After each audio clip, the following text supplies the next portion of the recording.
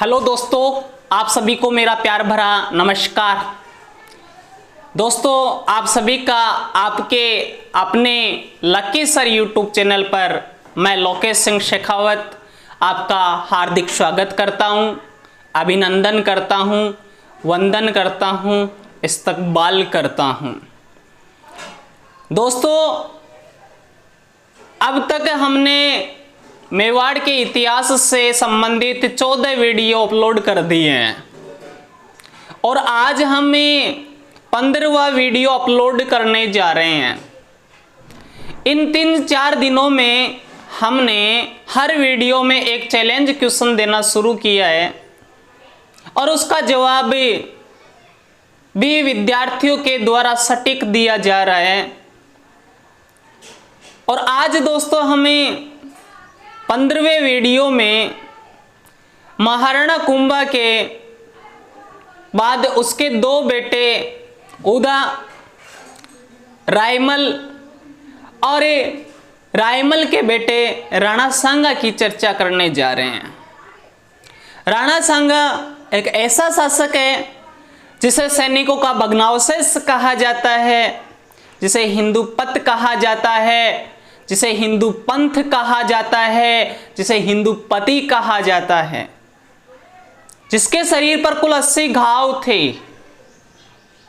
एक तो राणा सांगा जिसके शरीर पर कुल 80 घाव थे और एक समुद्रगुप्त था जिसके शरीर पर कुल 100 घाव थे। लेकिन आज का वीडियो शुरू करने से पहले हम कल के चैलेंज क्वेश्चन पर नजर डालते हैं।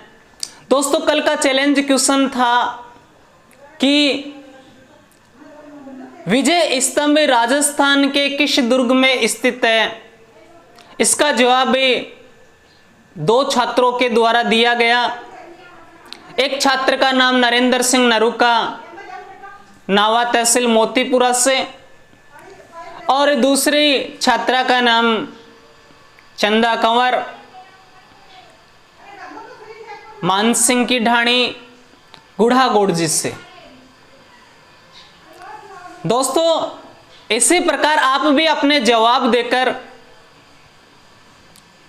कंपटीशन एग्जाम से संबंधित एक क्वेश्चन को तैयार कर सकते हैं। वो एक मारवाड़ी कहावत है ना, बोला बूंद बूंद से घड़ो भरे। एक क्वेश्चन से व्यक्ति कंपटीशन एग्जाम की तैयारी कर सकता है, लेकिन आवश्यकता है तो इस बात की है दोस्तों कि हम उस मुकाम को हासिल करने के लिए शुरुआत तो करें। शुरुआत के बिना कुछ नहीं होता। तो दोस्तों, आज हमें महाराणा कुंभा के 2 पुत्रों की चर्चा कर रहे हैं और राणा सांगा की चर्चा कर रहे हैं। देखो दोस्तों, महाराणा कुंभा ने 1433 से 1468 ईस्वी तक शासन किया था और हमने पढ़ा था कि कुंभा के अंतिम समय में, किसके? कुंभा के अंतिम समय में एक रोग हो गया था। अंतिम समय में एक रोग हो गया था। उस रोग का नाम था उन्माद का रोग। यानी अंतिम समय में क्या हो गया? उन्माद का रोग हो गया। किसके? कुंभा के। किसके हो गया? कुंभा के। और वह बैकी बैकी बातें करने लग गया, इसलिए वह कुंभलगढ़ दुर्ग में ही अपना जीवन व्यतीत करने लगा था। एक बार क्या हुआ, इस कुंभा के 2 बेटे हैं। बेटे कितने कुंभा के? ध्यान रखना है, 2।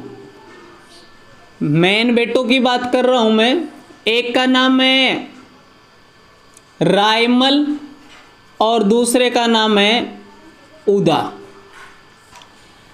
अब क्या हुआ कि जब ये बैकी बैकी बातें करने लग गया तो कहां रहने लगा था? कुंभलगढ़ दुर्ग में।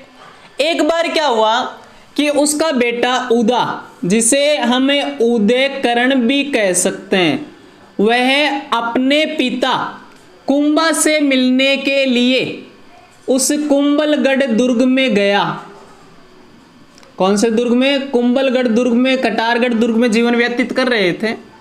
तभी यहां पर जब मिलने के लिए गया तो उसने अपने पिता से पूछा कि और पापा ठीक हो, कैसे हो? मैं बोला बढ़िया हूं। लेकिन उदा ने क्या किया, अपने पिता की, इस कुंभलगढ़ दुर्ग में एक कुंड बना हुआ है जिसका नाम है मामदेव कुंड। कुछ किताबों में मामादेव कुंड भी लिखा हुआ है, दोनों सही है। मामदेव कुंड के पास क्या कर दी, कुंभा की हत्या कर दी। किसने? उदा ने कर दी।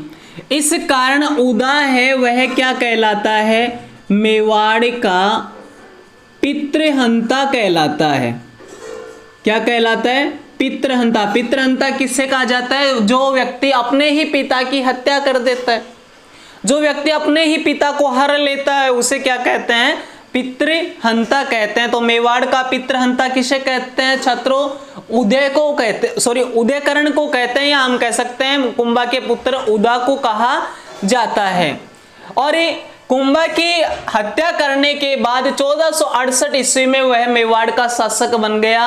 और उसने कब तक शासन किया? 1471 ईस्वी में।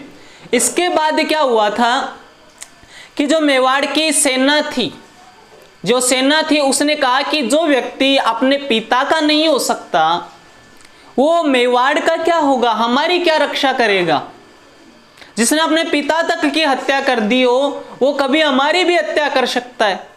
इसलिए मेवाड़ की सेना ने मिलकर कुंभा को क्या किया, मेवाड़ से निकाल दिया, और सॉरी उदा को मेवाड़ से निकाल दिया। और उदा सीधा कहां चला गया? मालवा चला गया, मालवा के सुल्तान की शरण में चला गया। और उसके पीछे से शासक कौन बन गया? रायमल बन गया। यह कहा जाता है कि मालवा में बिजली गिरने से, बिजली कौन सी? आकाशीय बिजली, बिजली गिरने से उदा की क्या हो गई? मृत्यु हो गई। जैसे कर्म वैसे फल, पिता को मारा था तो देखो उसकी भी क्या हो गई? मृत्यु हो गई, मृत्यु हो गई। यानी अधिक समय तक शासन नहीं कर पाया। और कहां पर हो गई? मालवा में उसकी मृत्यु हो गई। किसकी? उदा की।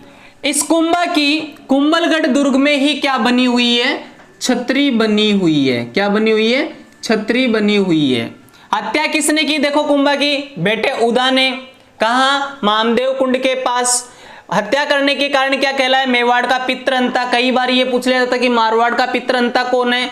मारवाड़ का पितृहंता मालदेव को कहा जाता है, और चौहानों का पितृहंता जगदेव चौहान को कहा जाता है। अब उदा के बाद शासक कौन बना? रायमल, जिसने कब से कब तक शासन किया?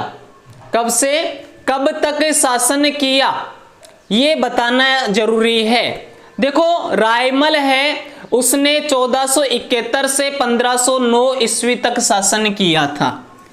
1471 ईस्वी से 1509 ईस्वी तक शासन किया था। किसने?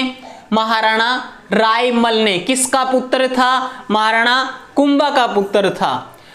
इसने इतने लंबे समय तक शासन किया, लेकिन इसकी आपको 2-3 बातें ही याद रखनी आवश्यक है। चाहे वो फर्स्ट ग्रेड की दृष्टि से देखें, चाहे वो आरएस की दृष्टि से देखें, चाहे वो पटवार या राजस्थान पुलिस की दृष्टि से देखें। तो महाराणा रायमल के बारे में हम अध्ययन करते हैं कि उसने कब से कब तक शासन किया था। तो दोस्तों उदा ने कब से कब तक शासन किया? 1468 से 71 ईस्वी तक। किसकी हत्या की? अपने पिता कुंभा की। उसके बाद वह क्या कहलाया? मेवाड़ का पितृहंता कहलाया। फिर क्या हुआ? उसके बाद वह मालवा के सुल्तान की शरण में चला गया, जहां पर उसकी क्या हो गई? बिजली गिरने से मृत्यु हो गई। अब हम दोस्तों किसके बारे में अध्ययन करेंगे? महाराणा रायमल के बारे में, जिसने 1471 से लेकर 1509 ईस्वी तक शासन किया था। कब तक? 1509 ईस्वी तक शासन किया था। किसने? महाराणा रायमल ने। दोस्तों देखो यहां पर एक बात आपको विशेष ध्यान रखनी है। कौन सी? महाराणा रायमल की। महाराणा रायमल है, उसके 13 पुत्र थे और 2 पुत्रियां थी, लेकिन 3 पुत्र और 1 पुत्री सबसे ज्यादा प्रसिद्ध है, किंतु उसकी चर्चा हम बाद में करते हैं। सबसे पहले महाराणा रायमल ने क्या क्या करवाया था, उसके शासनकाल में क्या क्या हुआ था, वह 2-3 बातें जाननी अति आवश्यक है। देखो दोस्तों, महाराणा रायमल ने सबसे पहले तो एकलिंगनाथ का जो मंदिर है, कौन सा, एकलिंगनाथ का जो मंदिर है, यह मंदिर कहाँ बना हुआ है, कैलाशपुरी उदयपुर में। इस मंदिर का पुनः निर्माण करवाया किसने, महाराणा रायमल ने। अब सवाल यह भी उठता है कि इस मंदिर का निर्माण किसने करवाया। तो दोस्तों आज का चैलेंज क्वेश्चन यही है कि उदयपुर के कैलाशपुरी में स्थित एकलिंगनाथ मंदिर का निर्माण किस शासक के द्वारा करवाया गया था। उदयपुर के कैलाशपुरी में स्थित एकलिंगनाथ मंदिर का निर्माण किस शासक के द्वारा करवाया गया था। इसने तो पुनः निर्माण करवाया है, लेकिन निर्माण किसने करवाया है उसका जवाब आपको कल देना है। इसका पुनः निर्माण करवाया किसने, महाराणा रायमल ने। इनके वैसे तो बहुत सारी रानियां थी, लेकिन 2 रानी सबसे अधिक प्रसिद्ध है। एक रानी का तो नाम है रतन कंवर और एक रानी का नाम है श्रृंगार देवी या श्रृंगार कंवर। अब देखो ध्यान रखना है आपको, श्रृंगार देवी है, यह तो पहले भी चर्चा में रह चुकी है। देखो एक संधि हुई थी जिसका नाम था आंवल बांवल की संधि। कौन सी संधि, आंवल बांवल की संधि। यह संधि किस किस के मध्य हुई थी यह भी आपको पता होना चाहिए। आवल बावल की संधि हुई थी कुंभा और जोधा के मध्य। जोधा कहां का शासक था, मारवाड़ का, और कुंभा कहां का था, मेवाड़ का। यानी मेवाड़ और मारवाड़ के मध्य संधि हुई थी, जिसमें आम के पेड़ को यानी आंवले को पेड़ को और बबूल के पेड़ को मेवाड़ और मारवाड़ की संधि मेवाड़ और मारवाड़ की सीमा माना गया था। वहीं इस शर्त के अनुसार जोधा की एक पुत्री थी जिसका नाम था श्रृंगार देवी। क्या नाम था, श्रृंगार देवी। उसका विवाह कुंभा के पुत्र किसके साथ किया गया था, रायमल के साथ किया गया था। इसका अर्थ यह हुआ कि इसकी क्या हुई, पत्नी हुई। एक पत्नी थी रतन कुंवर जिसके सांगा पैदा हुआ था। कौन पैदा हुआ था, सांगा पैदा हुआ था। तो दोस्तों ध्यान रखना है कि महाराणा रायमल ने एकलिंगनाथ मंदिर का निर्माण करवाया। उसकी 2 रानियां प्रमुख थी, रतन कंवर, श्रृंगार देवी। श्रृंगार देवी का विवाह किस संधि की शर्त से हुआ था, आंवल बावल की संधि की शर्त से। इसे श्रृंगार देवी ने मेवाड़ में एक बावड़ी का निर्माण करवाया था, जिसको कौन सी बावड़ी कहते हैं, गोसुंडी बावड़ी कहते हैं। कौन सी बावड़ी कहते हैं, गोसुंडी बावड़ी कहते हैं। ध्यान रखना है, कौन सी बावड़ी का निर्माण करवाया था, गोसुंडी बावड़ी का निर्माण करवाया था। अब दोस्तों एक विशेष बात ध्यान रखें कि महाराणा रायमल है, उसके पुत्र कितने थे। देखो महाराणा रायमल है, उसके वैसे पुत्र तो थे 13 और पुत्रियां थी 2। पुत्रियां कितनी थी, 2। लेकिन महाराणा रायमल के 3 पुत्र और 1 पुत्री सबसे अधिक प्रसिद्ध है। वो कौन कौन है आप सभी को पता होना चाहिए। ध्यान रखें दोस्तों, महाराणा रायमल के बाद शासक सांगा कैसे बनता है इसका आपको पता होना चाहिए। देखो दोस्तों 3 पुत्र थे। सबसे बड़ा जो पुत्र था उसका नाम था पृथ्वीराज सिसोदिया। क्या नाम था, पृथ्वीराज सिसोदिया। दूसरे नंबर का जो पुत्र था उसका नाम था जयमल। क्या नाम था, जयमल। आप जयमल है उसको जयदेव भी कह सकते हैं। एक जयसिंह भी था इनका पुत्र। और एक है जिसका नाम है सांगा, जो इतिहास में किस नाम से प्रसिद्ध है, संग्राम सिंह के नाम से। और एक पुत्री थी जिसका नाम था आनंदी बाई। क्या नाम था, आनंदी बाई। सबसे पहले तो हम इस आनंदी बाई की चर्चा कर लेते हैं। आनंदी बाई का विवाह है सिरोही का एक शासक था, सिरोही के शासक जगमाल देवड़ा के साथ हुआ था। किसके साथ हुआ था, जगमाल देवड़ा के साथ। विवाह हुआ था। किसका? आनंदी बाई का। लेकिन ये जगमाल देवड़ा क्या करता था? आनंदी बाई को बहुत मारता था, पीटता। बोले रात होती जो लगार आ जाता और बोले ले अठिना डिशुम डिशुम डिशुम लाग जातो। ठीक है, आनंदी बाई के घरेलू हिंसा जिसे कहते हैं, जो एक कानूनी अपराध है। इसके कारण पृथ्वीराज क्या करता है? इसके पास जाता है और कहता है कि अगर तूने मेरी बहन को इस बार हाथ लगाया तो खैर नहीं होगी। तो जगमाल देवड़ा क्या करता है? पृथ्वीराज से नफरत करने लगता है और वह उसे खाने में क्या दे देता है? जहर देता है, जिसके कारण पृथ्वीराज वापस मेवाड़ आता है। तो वहां पर कुंभलगढ़ दुर्ग में उसकी क्या हो जाती है? मृत्यु हो जाती है। और उसी कुंभलगढ़ दुर्ग में कुंभा की छतरी के पास पृथ्वीराज सिसोदिया की भी छतरी बनी हुई है, जिसे उड़ना राजकुमार की छतरी कहा जाता है।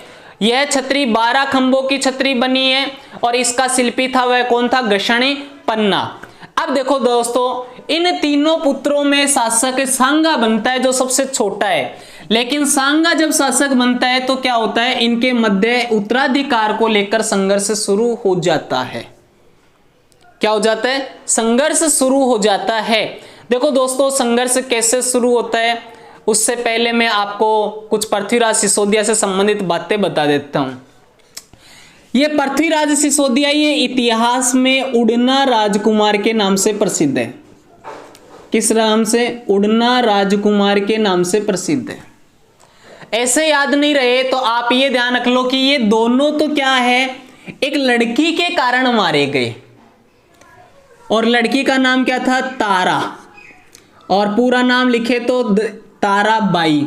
जिसके पिता कौन थे? आपको ये पता होना चाहिए। पिता कौन थे? सुरजन हाड़ा। कौन थे? सुरजन सिंह हाड़ा। सुरजन सिंह हाड़ा ये बूंदी की थी। कहाँ की थी? बूंदी की। बूंदी में भी तारागढ़ दुर्ग है ना। तब ये सुरजन सिंह हाड़ा ने क्या कहा कि जो टोडा राय सिंह टोंक को पराजित कर देगा मैं उसी के साथ क्या कर दूंगा? तारा का विवाह कर दूंगा। तब जयमल ने क्या कहा कि मैंने तो टोडा राय सिंह को जीत लिया, लेकिन यह सोलंकियों के साथ युद्ध करता हुआ मारा गया था। सोलंकियों के साथ युद्ध करता हुआ मारा गया था। लेकिन मृत्यु से पहले इन तीनों भाइयों का एक संघर्ष होता है, जिसकी चर्चा भी हम करेंगे। और पृथ्वीराज सिसोदिया है, उसने क्या कहा कि बोले मैंने तो टोडा राय सिंह को जीत लिया, और इसका विवाह किसके साथ हो जाता है? ताराबाई के साथ हो जाता है। और इसी ताराबाई की स्मृति में, इसके कहने पर पृथ्वीराज सिसोदिया ने एक दुर्ग था जिसका नाम था अजय मेरु दुर्ग। कौन सा दुर्ग? अजय मेरु दुर्ग। उस दुर्ग के चारों ओर एक परकोटा बनवाया। क्या बनवाया? परकोटा बनवाया। किसने रे? पृथ्वीराज सिसोदिया ने। किसकी स्मृति में? ताराबाई की स्मृति में। और इस अजय मेरु दुर्ग का नाम बदलकर उसने क्या रख दिया? तारागढ़ दुर्ग रख दिया। क्या रख दिया? तारागढ़ दुर्ग रख दिया था। किसने? पृथ्वीराज सिसोदिया ने। पृथ्वीराज सिसोदिया को उड़ना राजकुमार क्यों कहते? क्योंकि तेज धावक था और हवा के समान घोड़ों को तेज दौड़ाता था।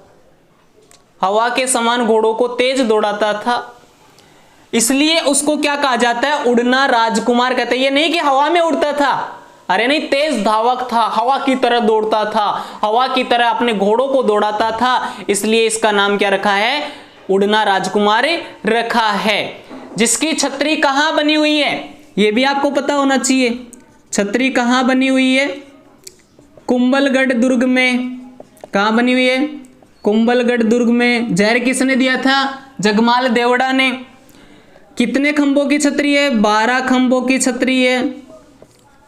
और इस छतरी का शिल्पी कौन था? शिल्पी कौन था? घषण पन्ना। शिल्पी कौन था? घषण पन्ना। यहां तक दोस्तों आप सभी के अच्छी तरह से समझ में आ गया होगा। किसी भी प्रकार की कोई समस्या है तो आप पूछ सकते हैं। अब देखो अजमेरू जो दुर्ग है उसको क्या क्या कहते हैं, उसको कहते हैं राजस्थान का जिब्राल्टर। क्या कहते हैं? राजस्थान का जिब्राल्टर। ध्यान रखें दोस्तों, उसको राजस्थान का जिब्राल्टर कहते हैं। अरावली का अरमान कहते हैं, राजपूताने की कुंजी कहते हैं, बिठड़ी पहाड़ी पर होने के कारण गढ़बिठली दुर्ग कहा जाता है, पूर्वी राजस्थान का जिब्राल्टर भी कहते हैं। इसको कई नामों से जाना जाता है और जिसका नाम बदला किसने? पृथ्वीराज सिसोदिया ने बदला था, जिसने टोडा राय सिंह टोंक को भी पराजित किया था। टोडा राय सिंह टोंक है वो सोलंकी था। अब दोस्तों हम चर्चा करने जा रहे हैं किसकी? महाराणा सांगा की। अगर ये आपको वीडियो पसंद आ रहा है तो आप इसे अधिक से अधिक लाइक करें, शेयर करें और सब्सक्राइब करें। तब तक आप इसका एक स्क्रीनशॉट ले लीजिए। ये ध्यान रखना है कि सुरजनहाड़ा ने किसको पराजित करने के लिए कहा था कि उसको पराजित कर दोगे तो मैं अपनी पुत्री का विवाह आपके साथ कर दूंगा। टोडा राय सिंह टोंक को। और सोलंकियों के साथ युद्ध करता हुआ कौन मारा गया? जयमल। विवाह किसके साथ हो गया? पृथ्वीराज के साथ। किसका? ताराबाई का। आनंदीबाई का विवाह किसके साथ हुआ था? सिरोही के शासक जगमाल देवड़ा के साथ, जिसने पृथ्वीराज सिसोदिया को क्या दिया था? जहर दिया था, जहर दे दिया। स्क्रीनशॉट ले लीजिए आप इसका।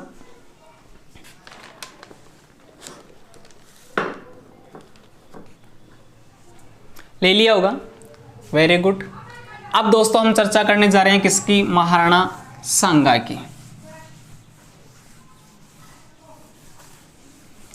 यहां तक सभी के समझ में आया होगा। देखो दोस्तों, अब शासक कौन है अपना? महाराणा सांगा,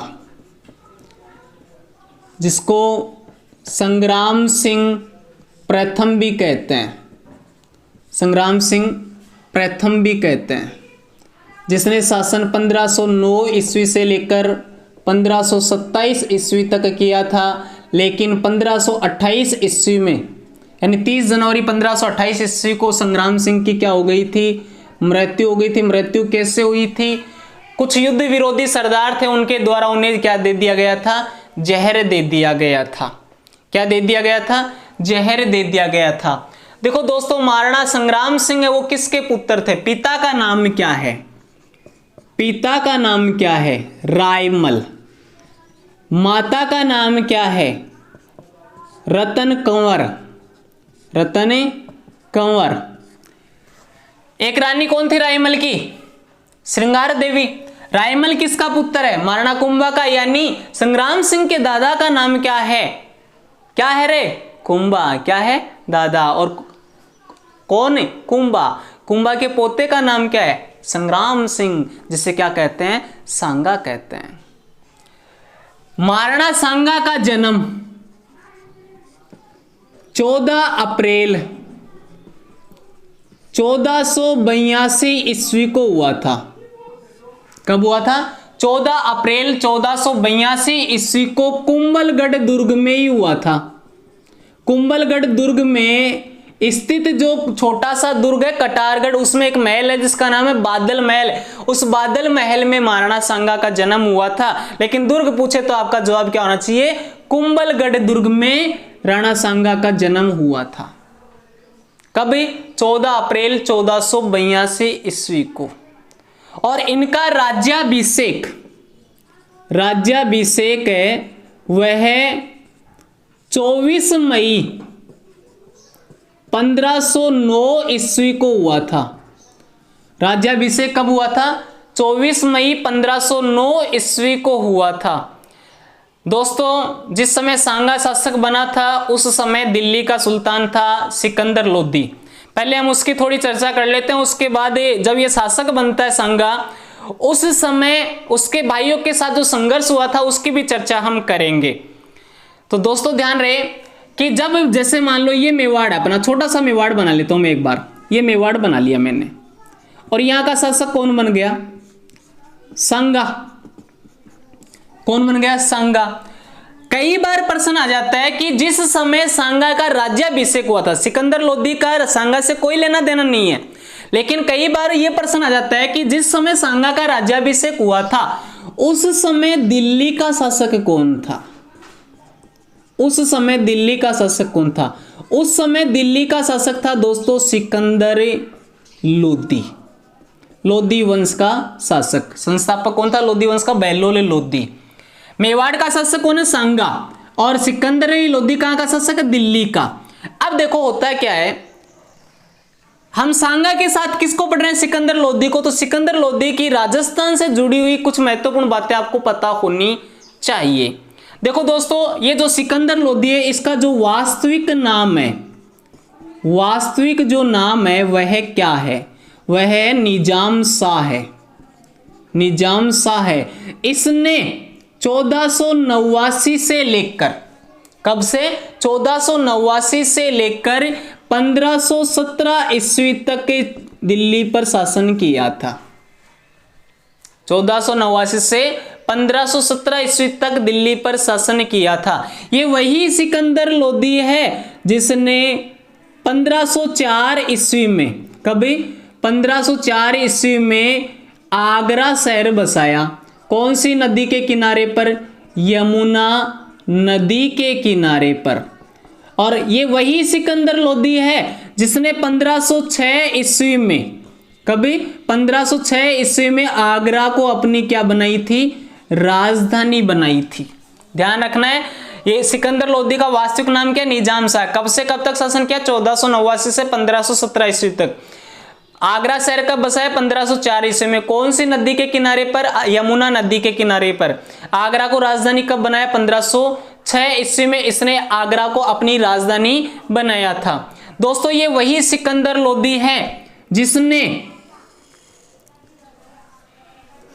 जसनाथ जी को, जसनाथ जी एक संत हुए हैं जो किस संप्रदाय से हुए हैं? जसनाथी संप्रदाय से। कौन से संप्रदाय से? जसनाथी संप्रदाय से संबंधित है। तो जसनाथ जी को 500 बीघा, कितनी? 500 बीघा जमीन दान में दी थी।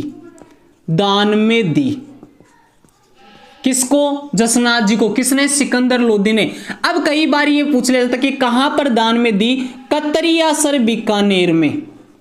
कतरियासर बीकानेर में 500 बीघा जमीन जसनाथ जी को दान में दी।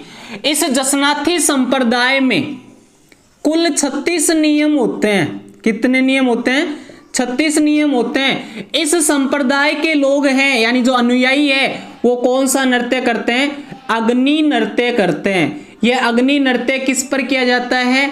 अंगारों पर किया जाता है। किस पर किया जाता है? अंगारों पर किया जाता है। इसी अग्नि नृत्य को क्या कहते हैं? मतीरा फोड़ना कहते हैं। क्या कहते हैं? मतीरा फोड़ना कहते हैं। खरबूजा नहीं, मतीरा फोड़ना कहते हैं। क्या कहते हैं? खरबूजा नहीं, मतीरा फोड़ना कहते हैं। किसको? इसी अग्नि नृत्य को। ध्यान रखना है, क्या कहा जाता है? मतीरा फोड़ना कहते हैं। और जब इस धर्म के अनुयायी, इस संप्रदाय के अनुयायी अग्नि नृत्य करते हैं तो ये फतेह फतेह बोलते हैं। क्या बोलते हैं? फतेह फतेह। जैसे मान लो हमारे ऊपर कोई मुसीबत आती है तो फाके कर बोला जोर बर्रे बर्रे बर्रे, लेकिन इसके लोग, इसके अनुयायी वो क्या बोलते हैं? फतेह फतेह बोलते हैं। क्या बोलते हैं? फतेह फतेह बोलते हैं। एक शब्द और आता है फाइरे फाइरे। क्या आता है? फाइरे फाइरे। ये शब्द क्या है? ये भीलों का रणघोष है। भीलों का रणघोष है। जब भील है युद्ध में जाते हैं तो वो रणघोष के रूप में कौन से शब्द का वो काम में लेते हैं? फाइरे फाइरे। क्या काम में लेते हैं? फाइरे फाइरे। तो ध्यान रखना है, सिकंदर लोदी ने कौन सा शहर बसाया? आगरा। कब? 1504 में। कौन सी नदी के किनारे पर? यमुना नदी के किनारे पर। राजधानी कब बनाई? 1506 ईस्वी में। किसको 500 बीघा जमीन दान में दी? जसनाथ जी को। कौन से संप्रदाय से? जसनाथी संप्रदाय। इसमें कुल नियम कितने? 36। इस संप्रदाय के अनुयायी कौन सा नृत्य करते हैं? अग्नि नृत्य। किस पर? अंगारों पर। इसको क्या कहते हैं? मतीरा फोड़ना। इस संप्रदाय के अनुयायी अग्नि नृत्य करते समय कौन सा शब्द काम में लेते हैं? फतेह फतेह शब्द काम में लेते हैं। ये वही सिकंदर लोदी है जिसने जाम्बोजी के कहने पर, गो हत्या पर प्रतिबंध लगाया था, यानी गो हत्या पर क्या कर दी, रोक लगा दी थी। किसके कहने पर, जाम्बोजी के कहने पर। जाम्बोजी कौन है, वो संत है जिन्होंने विश्नोई संप्रदाय की स्थापना की थी या विश्नोई संप्रदाय की नींव रखी थी। विश्नोई संप्रदाय में नियम कितने होते हैं, 20 + 9 = 29 नियम होते हैं। कितने नियम होते हैं, 29 नियम होते हैं। जाम्बोजी का बचपन का नाम क्या है, धनराज। बचपन का नाम क्या है, धनराज, बचपन नाम ध्यान रखना है, बचपन का नाम क्या है, धनराज है। इन्हीं जाम्बोजी को क्या कहा जाता है, पर्यावरण वैज्ञानिक कहा जाता है। क्या कहा जाता है, पर्यावरण वैज्ञानिक कहा जाता है। किसको, जाम्बोजी को। जाम्बोजी की पीठ कहाँ बनी हुई है, मुकाम में बनी हुई है, यानी पीठ कहाँ है, मुकाम में बनी हुई है। अब देखो ये वही सिकंदर लोदी है जो फारसी भाषा में, कौन सी भाषा में, फारसी भाषा में गुलरुखी नाम से कविताएं लिखा करता था। ये वही सिकंदर लोदी है जो शहनाई का शौकीन था। किसका शौकीन था, शहनाई का शौकीन था। कोई आपसे पूछ ले कि सिकंदर लोदी किसका शौकीन है, शहनाई का, सह से सिकंदर, सह से शहनाई। ये वही सिकंदर लोदी है जिसने ताजिया और मुहर्रम पर रोक लगा दी थी। किस पर रोक लगा दी थी, ताजिया और मुहर्रम पर रोक लगा दी थी। कई बार ये पूछ लिया जाता है कि सिकंदर लोदी का मकबरा कहां बना हुआ है। इसका मकबरा खैरपुर दिल्ली में बना हुआ है।